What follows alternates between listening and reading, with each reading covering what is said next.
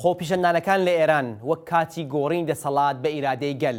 سڵاوتان لەبێت و بەخێر بێن بۆ بەرنامەی ڕۆژەف.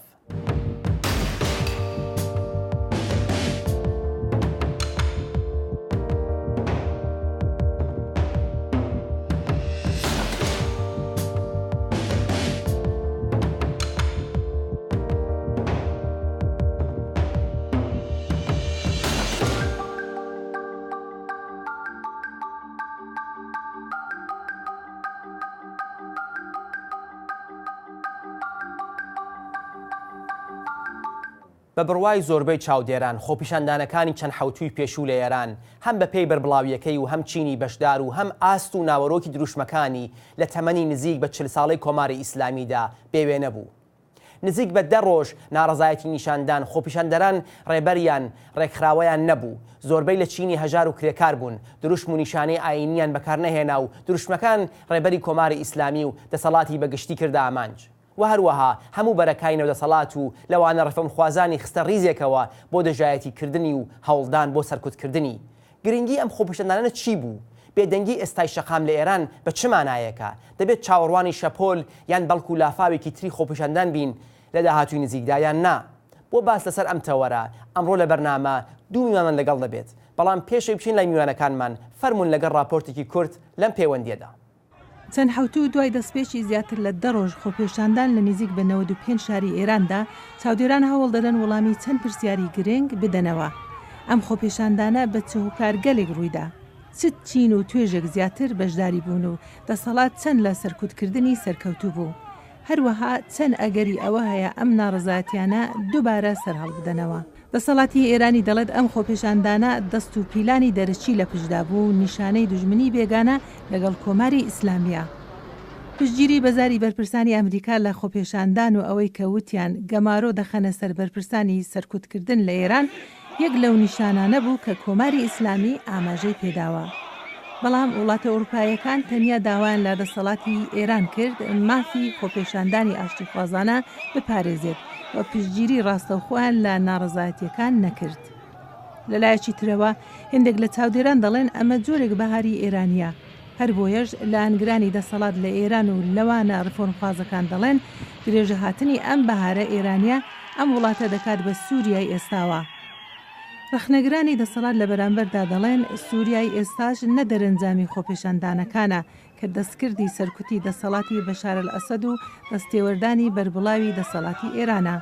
کەواتە ئەمە دەسەڵاتی ئێرانە کە دەیەوێت ئێران بکاتە سووریا، نەک خەڵکی ناڕازی و دەسەڵاتێکی ئاوا چۆن ڕێگە دەدات ریفۆرم بەسەریدا بێت. دەگوترێت چینی هەژار و کرێکار بەشداری سەرەکی خۆپێشاندانەکان بوون و ئەگەر چی داواکاری سیاسی ڕادیکاڵی ئاشکرایان هەبوو، بەڵام هاندەری سەرەکیان گرفتی ئابووری قوڵە.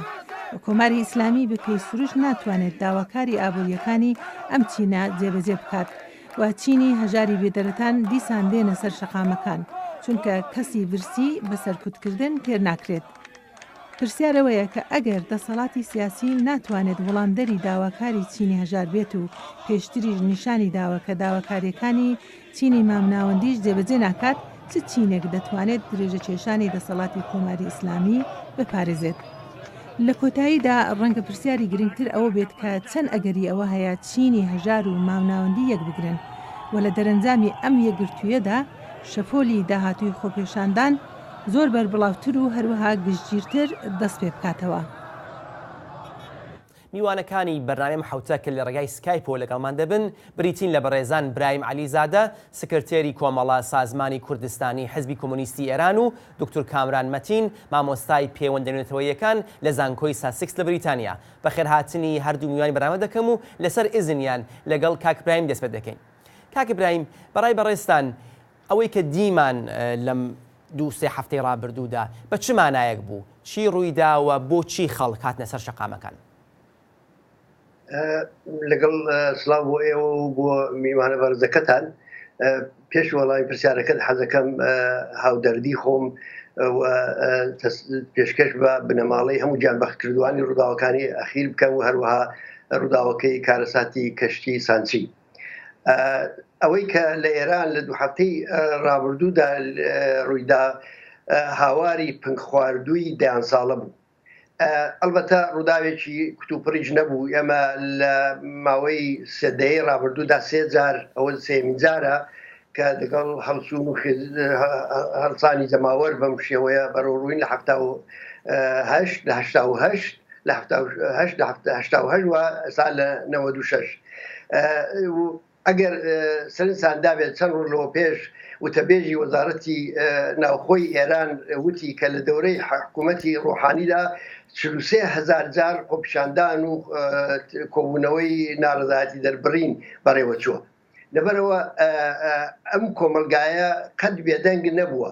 منتەها جاری وا بووە لەو قۆناغانەدا ئەم وردە دەنگانە لەسەر یە کۆبوونەوە و تۆفانێکی لە جۆری ئەوەی کە لە 15 ڕۆژی ڕابردوودا شایدی بووین ئەوەی لێکەوتۆتەوە. وازەحە هەم بە پێی ئەوەی کە لە سەرەتای بەرنامەکەدا ئێوە باستان کرد، بە پێی دروشمەکانی، بە پێی پێکهاتەی خۆپیشاندانەکان بە هەموو لێکدانەوەیەک ئەمە جیاوازێکی ئەساسی هەیە لەگەڵ حرەکەتەکانی پێش و ئەویش بریتە لەوە کە خەڵک ئیتر دڵنیا بوون لەوەی کە لە چوارچەوەی ئەو ڕێژیمەدا لە ڕێگای دەنگ و پارلەمان و هەڵبژاردندا هیچ نەوە گۆڕانکاریەک بەدی نایەت. و ئەوە گەورەترین دەستکەوتی ئەو حرەکەتە بوو کە ئیتر وای کردووە کە ئەو کۆمەلگایەتر لەوە زۆرتر ناچێتە دواوە. بە بڕوای من ئەوەی کە ئێستاش پێی دەکوترێ جۆرێک لە بێدەنگی یا خامۆش بوون دعا دەکەن کە خامۆشیان کردووە، ئەمە دۆرێک لە پرۆپاگەندە و تەبلیغاتە. ئەم بەرەو دواچوونە یا ئەو عەقەب نشینیە لە واقعدا خۆسازدانێکی بەکردەوەیە بۆ بازێکی گەورەتر کە دەبێت چاوەڕێ بکەین. سپاس دەکەم. دکتۆر کامەران، دەکوترێت کە ئەوەی کە بەشدار بوون چینی هەژارن و بەهۆی هەژاریە و بەشداری خۆپیشاندانەکان بوون. دەزانین کە هەژاری بێدەرەتانی لە ئێراندا دوای کۆماری ئیسلامی 40 ساڵ تەمەنی هەیە. ئێمە هەمیشە چینی هەژارمان بووە کە بۆ نانی شەوی خۆیان محتاج بوون. بۆچی ئێستام چینە هەژارە دێتە شەقام و داوای مافەکانی خۆی دەکات؟ مەڵە بە بڕوان من هۆیەکەی ئەوەیە کە دوو هۆی سەرەکی هەیە. ئەوەی کە دوو پرۆسەی جیاواز لە کاتێکی دیاریکراودا یەک کەوتون و وزەیەکی ئیجتیماعی سیاسی زۆر گەوریان پێکردنەوە. ئەو دوو پرۆسەیە بریتن یەک هەرچی نیۆلیبرالیزەکردنی کۆمەلگا و اقتصادی ئێران بۆ لە 15 ساڵی ڕابردوودا بە تایبەت لە دەورانی خاتەمی و بە وەقفەیەکی کورت، ئەلبەتە وەقفەیەک نا بەڵام کەمبوونەوەی سرعەتی ئەو پرۆسەیە لە دەورانی ئەحمەدینژاد و سرعەتگرتنیی هەرچی زیاتری لە دەورانی ڕۆحانیدا. ئەو بەعیز بۆ کە نەتەنها چینی هەژاری سونەتی لە ئێران هەژارتر بن، بەڵکو بەشێک لە بەشەکانی خواردتری چینی مامناوەندی لە ئێرانیش هەتا دووچاری هەژاری و بێدەرەتانی بوونە. بەڵام هاوکات لەگەڵ ئەم پرۆسەی داسەپانی هەژاری بەسەر خەڵک بە شێوەیەکی زۆر سیستماتیک لەلایەن خودی دەوڵەتەوە، لە عینی حاڵدا بناغەکانی ئیدۆلۆژیکی نظامی جمهوری ئیسلامی کە دەیتوانی لە ڕابردوودا بەهۆی جۆرا و جۆر ناڕەزایەتی خەڵک کەمتر بکە و یا هیواداریان بکە بۆی کە ئەمانە شتێکی کاتین و تێدەپەڕێ. مەسەلەن لە دەورانی شەڕ لەگەڵ عێراق ئەو مەسەلەی هەبوو و هەروەها ئەو بەشانە لە سیستمی جمهوری ئیسلامی لە سەردەمدارانی ئەو ڕژیمە کە تا حدودێک ئاگادار بوون بۆی کە دەوڵەتێکی لە ناو شۆڕشێکدا شۆڕشێکی جەماوەریدا کێشێک لە شوارە هەر ئەسلەکانی عەداڵەتی ئیجتیماعی بۆ هاتووە دەرێت دەبێ تا ڕادەیەک مەسئولیەتی بەڕێوەبردنی ژیانی خەڵک لە ڕادەیەکی معەندا وەستۆ خۆی بگرێ. مەسەلەن ئەوە وتارێک بوو کە میر حوسێنی موسەوی لە دەورانی شەڕی ئێران و عێراقدا پێی پابەند بوو تا حدودێکیش مەسەلەن بە سیستمی کۆپێنیکردنی کاڵا بە پێکێنانی سەرویسایەکی ڕفاحی بۆ خەڵک تا حدودێک ئەوان هەتا لە دەورانی شەڕ بەڕێوە دەبێت. بەڵام هەرچی هاتوونەتە پێش لە دەورانی دوای شۆڕژەوە تایبەت لە 15 ساڵی ئاخیردا ئەم ئامرازە ئیدۆلۆژیکەی جمهوری ئیسلامی هەرچی هاتوو کولتر بووە بەهۆی جۆرا و جۆر لەوانە فەسادێکی زۆر فەراگیر کە لە ناوخۆی دەسەڵاتی ئێراندا هەبوو و خەڵک دەیبینیە.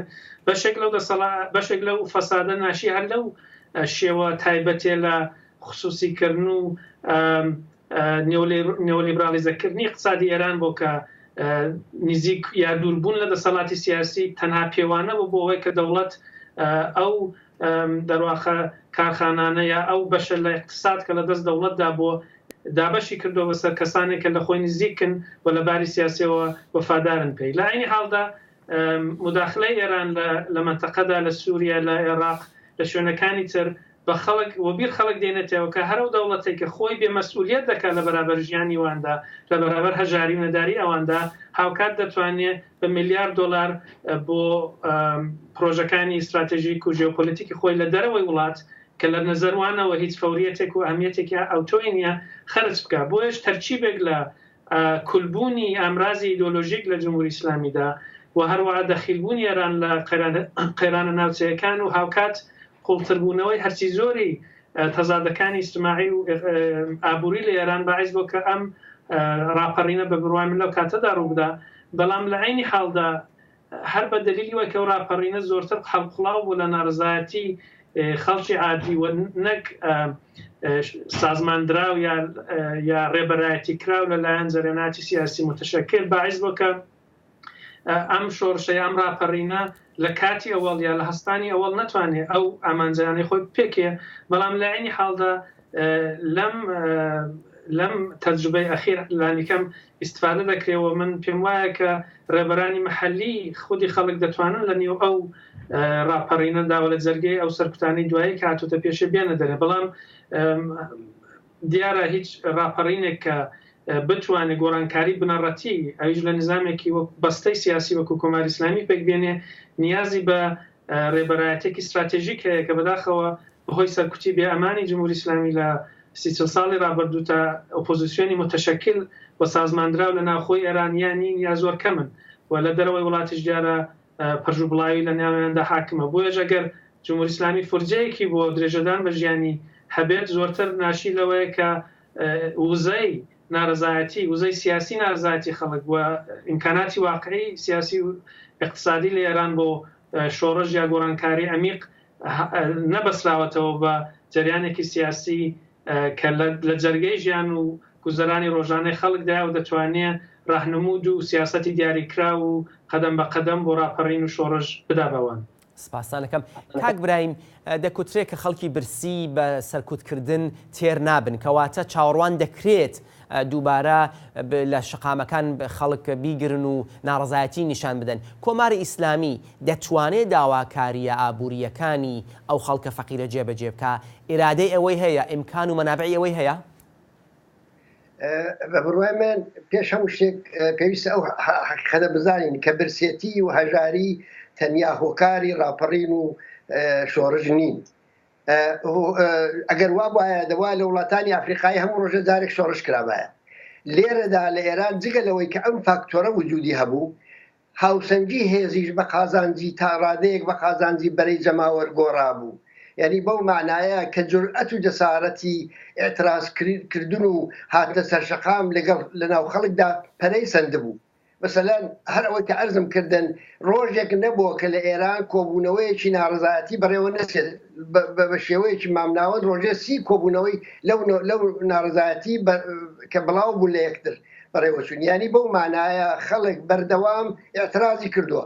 بەڵام ئەوە قۆناغێکی دیاریکراوە کە خەڵک هەست دەکابەوەی کە دەتوانێت تعڕوس بکاتە سەر بناغەکانی دەسەڵاتی ڕژیم بە بۆنەی ئەو زعفانەی کە ئەو نقطە زعفانەی کە وردە لە ڕژیمدا ئاشکرا بوو و دکتۆر کامران ئشارەی پێکردن. لە زۆر زەمینەدا جمهوری ئیسلامی وردە لە بەرابەر ئەو مشکلاتیدا کە تووشی بووە پاشەکشەی کرد. تەنانەت من پێم وایە لە ئاستی دەخالەتەکانی ناوچەیشیدا ئەو هێز و توانە و دەسەڵاتی جارانی نەماوە. بە هەمووی ئەوانەوە من پێم وایە کە ئەمان توانای ڕفۆرمکردنیان نییە، لەبەرەوە ڕفۆرم بە ئیمکاناتی مادی و اقتصادی دەکرێت. ئەوان یا دەبێ ئەو ئیمکاناتی کە لە دەرەوەی سنوورەکان بە میلیاردها دۆلار خەرجی دەکەن بهێنەوە لە ناو خۆی وڵات ڕفۆرمی پێ بکەن، یا دەنا منبعێکی درامەدی دیکە نییە کە ئەوان بخەنە سەر سفرەی خەڵکەوە و چونکە ئەوەش ناتوانن بکەن و نایکەن و ئەوە بە خەتەرێکی زۆر گەورە دەزانن بۆ سەر سەرجەم موجودیەتی خۆیان. ئەگەر وایە بە بڕای من ڕفۆرمیشان پێ ناکرێ، مزافەنیش پیشانیشان لەسەرە و هەموو ئەوانە نیشان دەدا کە ئەم پاشەکشەی ئێستا کە بە جەماوەریان کردو لەژێر زۆر و سەرکوتێکی بێ ئەماندا بووە و کاتی دەبێ و سەرنجام ئەو ناڕزاتیانە سەر لە نوێ سەر هەڵدەدەنەوە. ئەوەی کە ئێستا توانیویانە بۆ ماوەیەکی کورت خۆیان بگرنەوە و لە بەرامبەر ئەو تەوژمەدا کاردانەوەیشان هەبێ ئەساسەن هەڵدەگەڕێتەوە بۆ توانایەکانی سەرکوتگەری ئەوان و توانایەکانی ئەوان لە بربەستکردنی ئەو ئازادیانەی کە خەڵک دەیتوانین لە ڕێگای تۆڕە کۆمەڵاتیەکانەوە بەدەستی بێنێ و ئەو کەم و کۆڕانەی کە هەبوو بۆ سازماندان و بۆ هەماهەنگکردنی حرەکەتەکان ئەو کەم و کۆڕانە لەو ڕێگانە بەرتەرف بکە. جمهوری ئیسلامی ئەو کارانەی کردو، بەڵام تۆڕی کۆمەڵایەتی بەچێ بربەست دەکرێت، ناتە سفرەی خەڵکەوە، ناڕزایەتی زەمینەی هەیە. ئەوەی کە شتێکی تازەیە لەو ڕووداوانەدا هەماهەنگبوونێتی، هەمزەمانبوونێتی، پێکەوە گرێدانێتی، نەک نەفسی ناڕزایەتی. زۆر سپاس. دکتۆر کامەران، قسەی ئەوە کرا کە جگە لەوە کە جەنابەت ئاماژە پێدا وەک ڕێبەرایەتی وە ڕێکخراوەیەکی ئەنقلابی یا شۆڕژگەر کە بیەوێت خۆپیشاندانی ڕادیکاڵ ڕێبەرایەتی بکا بۆ بە ئەنجام بگا و کوترا کە چینی مامناوەند ئامادە نەبوو لەم خۆپیشاندانە و ئەوەش یەکێک لە هۆکارەکانی زووتر سەرکوتکردنی بوو یا شانس سەرنەکەوتنی بوو. بەڕای بەڕێزت چەند ئەگەریەوە هەیە چی مامناوەند بۆ مافەکانی خۆی و چینی هەژەر مافەکانی خۆی لە با بڵێین ئامانجی هاوبەشی وەلانانی دەساڵ لە ئێران یەک بگرن؟ ئەم یەکگرتنە هەر بۆ ئەندازەیە کە دەگەڕێتەوە سەر نزیکبوونی مەنافعی مادی ئەم دوو چینە لە کۆمەڵگای ئێران، هەروەها دەگەڕێتەوە سەر هەبوون و گەشەکردنی وتارێکە کە نیشان دەدا کە گۆڕانکاری بنەڕەتی سیاسی لە ئێران بەهۆی جۆراجۆری مێژووی و بەهۆی تایبەتمەندەکانی گەشەی سەرمایه‌داری لە ئێران ناتوانێت وەزیفە یا لە توانایی یەک چینی تایبەت دابێت لە ئێران.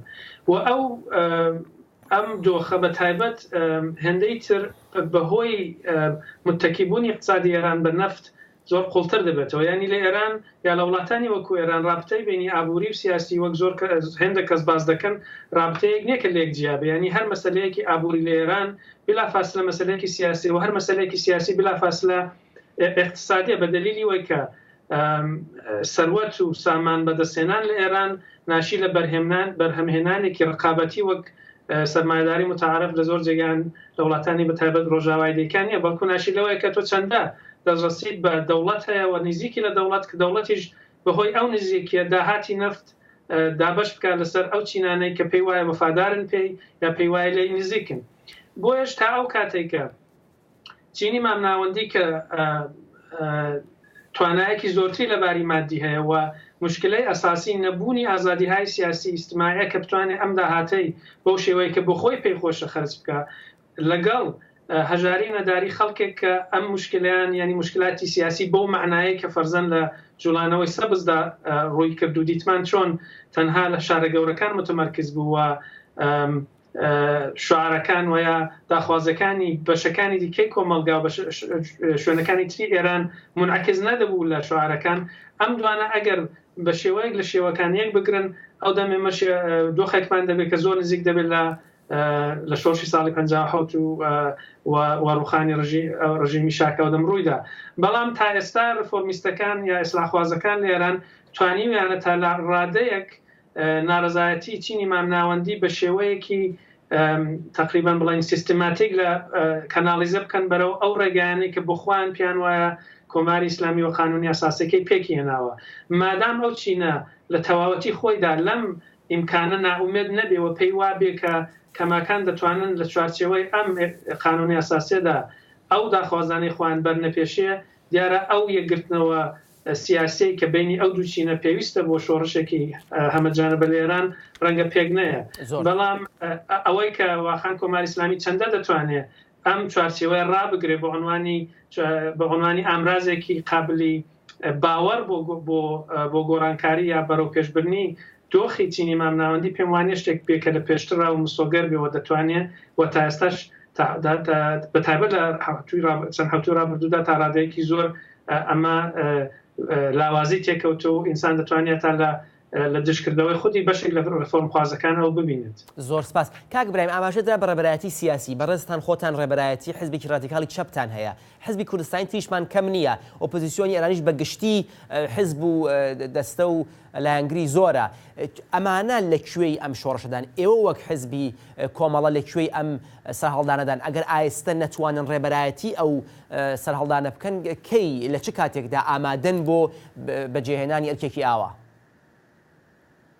بێگومان دیکتاتۆری و سەرکوت هۆکاری سەرەکی بۆ لەوەی کە حزب سیاسەکانی چەپ و ڕادیکاڵی ئێران لەم دەورەیەدا نەتوانن دەوری خۆیان ببینن. ئەلبەتە کێشەی من ناوخۆیی و کێشەی جیهانی بۆ ئەو ڕۆتە و ئەوانە هەمووشی خۆبووتەوە سەریەت و کۆمەڵێک خاڵی لاوازی پێکێناوە کە ئێمە پێمان وایە ڕەوتی بەرەو پێشچوونی خەباتی جەماوەری و درێژەی ئەو حرەکەتانە وردە وردە بەستەر و زەمینەیەکی لەبار بۆ چارەسەرکردنی ئەو کەم کوڕیانە پێکدێنێ. یعنی ئەوەی کە لە ڕابردوودا و لەژێر فشاری دیکتاتۆری و سەرکوتدا نەکراوە جێبەجێ بکرێت بە گۆڕینی هاوسەنگی هێزدا ئاکامی خەباتی جەماوەریدا فرسەتی بۆ دەرەخسێ و ئەو بزوتنەوەی کە ئێستا کەوتۆتە ڕێوەدەی بینین لە ڕووی دروشمەکانیەوە و لە ڕووی جەوهەر و ناوەڕۆکیەوە بزوتنەوەیەکە کە زەرفیەت و توانای چەپ دەتوانێت بیخۆزێتەوە، یعنی لە زەرفیەت و توانای هێزی چەپدایەکە بیخۆزێتەوە. هیچ کام نە